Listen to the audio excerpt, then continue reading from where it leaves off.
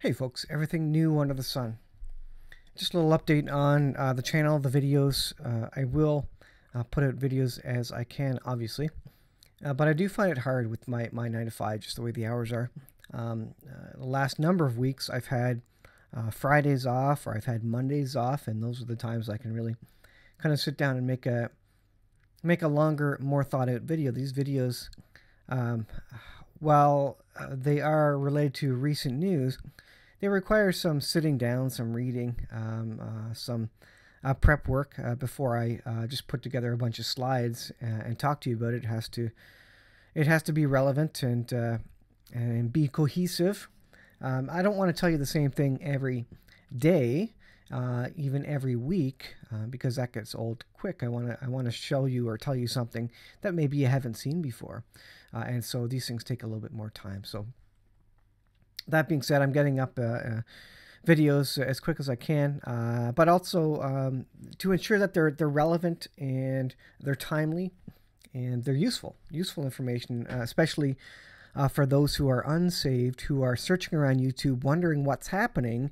If they come across my YouTube account or someone else's videos or whatever, then I hope I can point people in the right direction and say, this is what's happening and this is what the Bible says about it.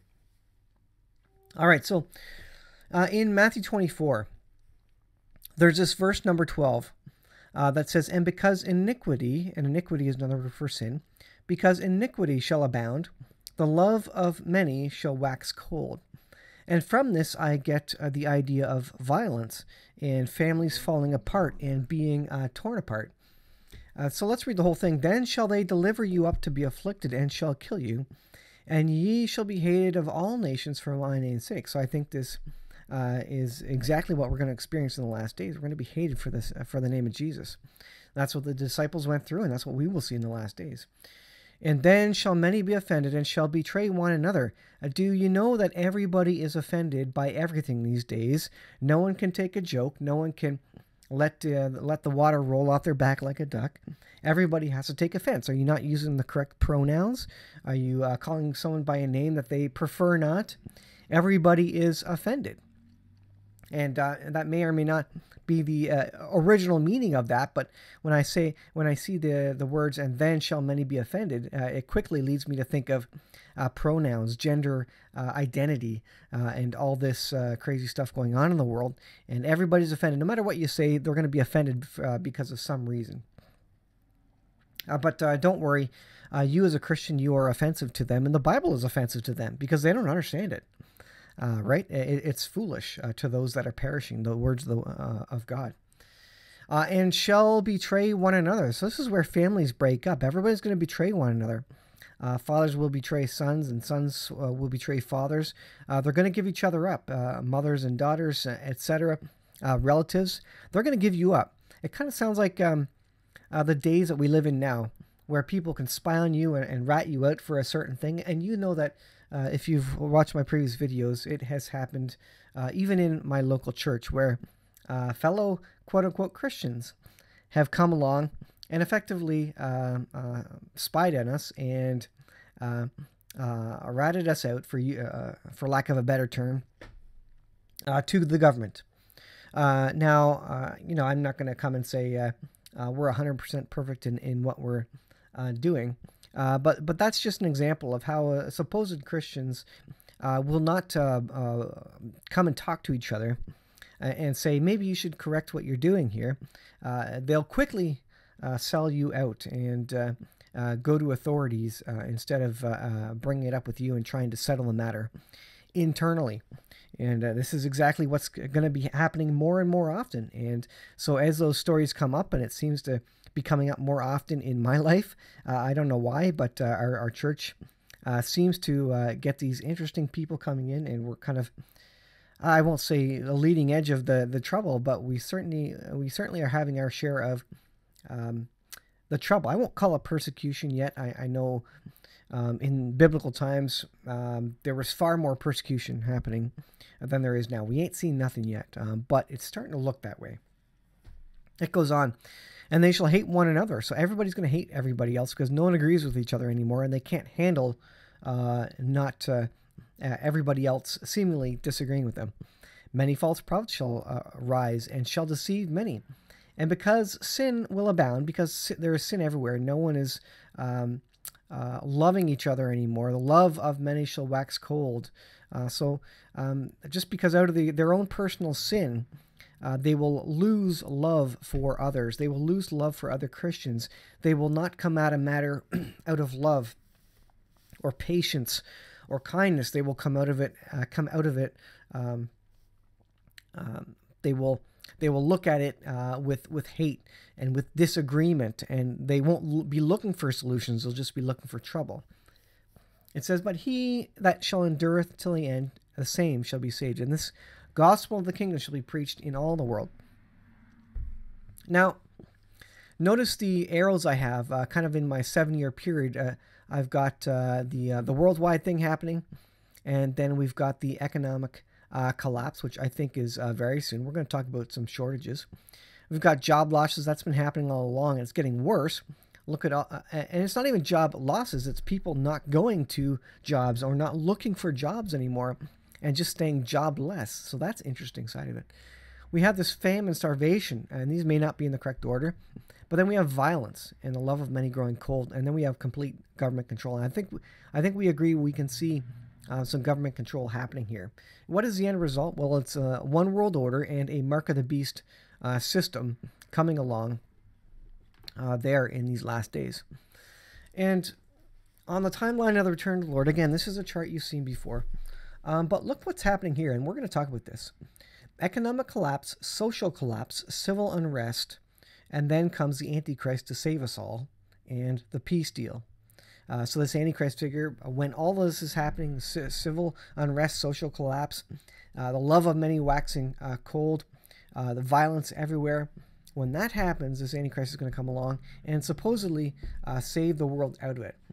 Now, with that being said, let's look at a couple of items, news articles for the day, which I think are quite relevant. Azir Hedge. Oil prices will remain high for years to come.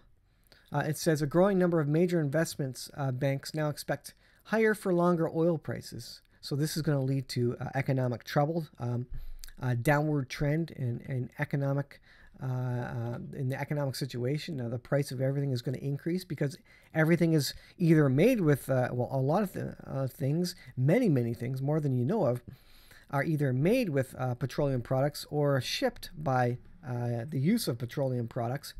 So this, at the end of the day, while it's good for the stock market, is not going to be good for everybody, kind of Main Street folks, mom and pop operations, etc.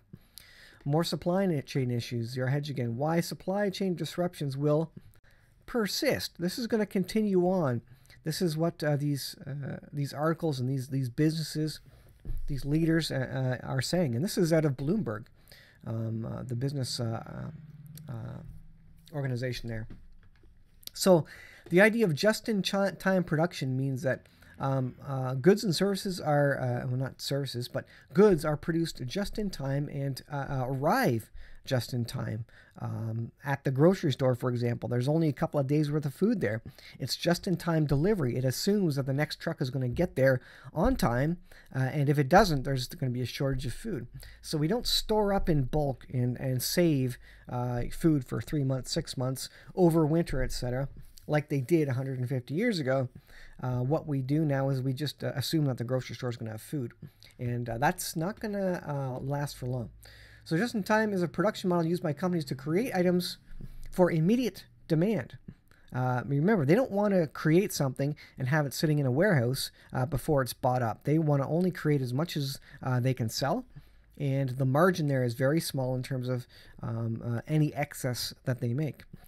So any trouble in society, any trouble in transportation means a shortage, and possibly a significant shortage of whatever it is product that the companies are making.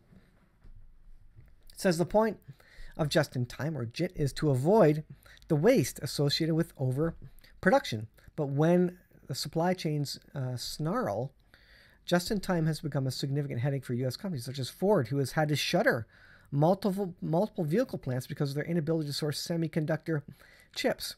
So because there's no stockpile, any slowdown causes slowdown down the chain of products that are using that particular piece or item. In this case, chips. Ford has had to shut down their company because there was not a set of semiconductors sitting in a warehouse somewhere ready to go, because the company in Taiwan or wherever it was made didn't want to make extras because they didn't want them wasting money sitting in a storage and paying for storage and them having them not used. So this whole just-in-time thing is really now the cause of the issues. This is from the economiccollapseblog.com. The CEO of Blackstone is warned that a real shortage of energy will cause social unrest. And now this is where I look to the timeline of the return of the Lord. So they're saying social unrest. I have civil unrest written there. Social collapse, civil unrest.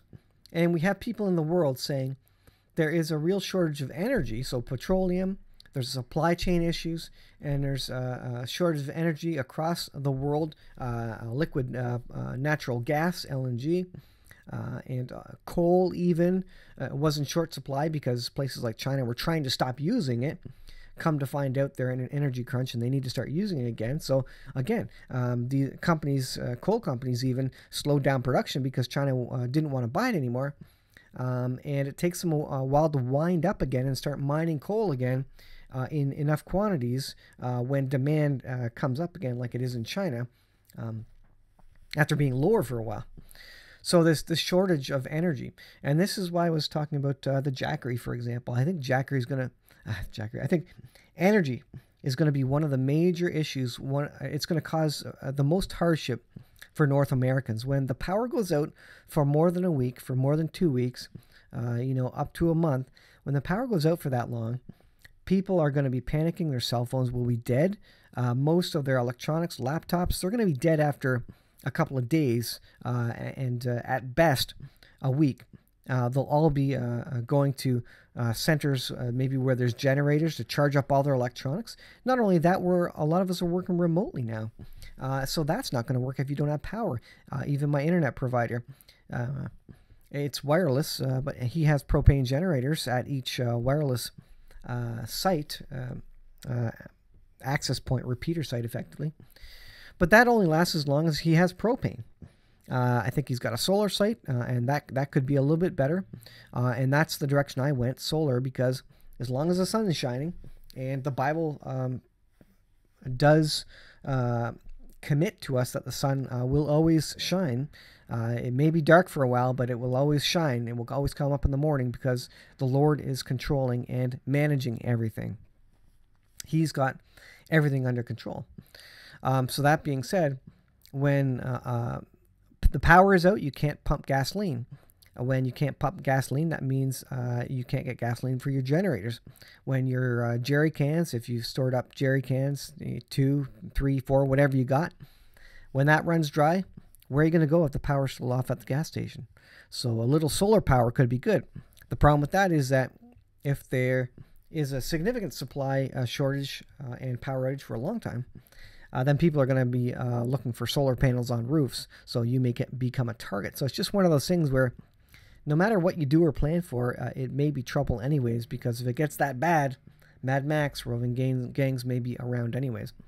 But I do suggest that you at least hedge your bets and store up some food, store up some water, and have some alternate energy options for use. Maybe keep some hidden. Maybe keep a couple of solar panels hidden that you don't bring out unless you absolutely need to, just in case if some gets stolen by a passersby or something, or broken or whatever happens, then you maybe have a different opportunity, another way to do it, another way to get electricity.